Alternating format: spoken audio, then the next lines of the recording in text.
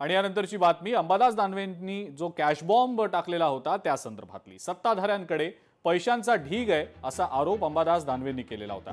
पोलिसांनी या संदर्भात चौकशी करावी आणि चौकशी न झाल्यास पोलिसांना सत्ताधाऱ्यांचा पाठिंबा आहे असं आपसुकच समोर येईल आणि संबंधित लोकांनीच तो व्हिडिओ आपल्याला पाठवलाय असा दानवेंनी दावा केलाय। मात्र इतका पैसा आला तरी कुठून असा सवाल सुद्धा दानवेंनी उपस्थित केलाय।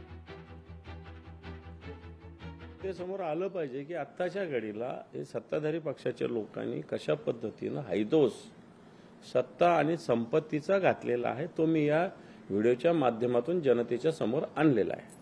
महेंद्र दळवींनी जर मॉप केलेला व्हिडिओ असेल त्याची पोलिसात तक्रार करावी आणि पोलिसांनी निष्पृहपणे याचा तपास करावा आणि जर माझ्याकडे चौकशीला पोलीस आले तर मी त्यांना या संदर्भात व्यवस्थित उत्तर देईल आणि त्यांचं खुशाल जे करायचं ते करावं। मला त्याच्याशी काही घेणं नाही। मी काही त्यांचा राजीनामा मी व्यक्तिगत त्यांच्यावर आरोपही केलेले नाही, करणार पण नाही।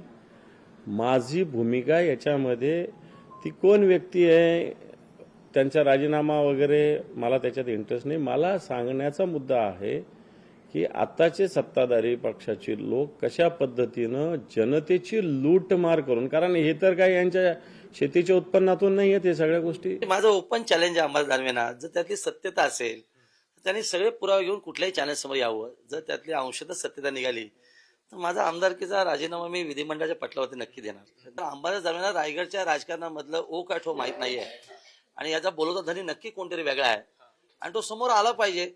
तर आमची बदनामी करणं, माझ्या पक्षाची बदनामी करणं हे काय ठीक नाही आहे। निवडणुकीचा विषय वेगळ्या अँगलचा असतो, त्यामुळे आरोप प्रतिआरोप होतात, पण अधिवेशन काळामध्ये अशा पद्धती संस्कृती पसरवणं हे काय ठीक नाही। म्हणून मी मागे सांगितलं की याच्यामध्ये बोलवता धनी कोणतरी वेगळा आहे। अंबादास दानवेंची एवढी मेमरी पण नाही आहे असं मला वाटतं। म्हणजे अक्कल हा शब्द वापरतो, अक्कल तेवढी पण त्यांना नाही आहे। कुठला विषय कुठल्या याच्या मला तो फोटो जे व्हायरल केलेत ते सगळे कट करून दिलेले आहेत, त्याच्यामुळे काय नवीन नाही आहे।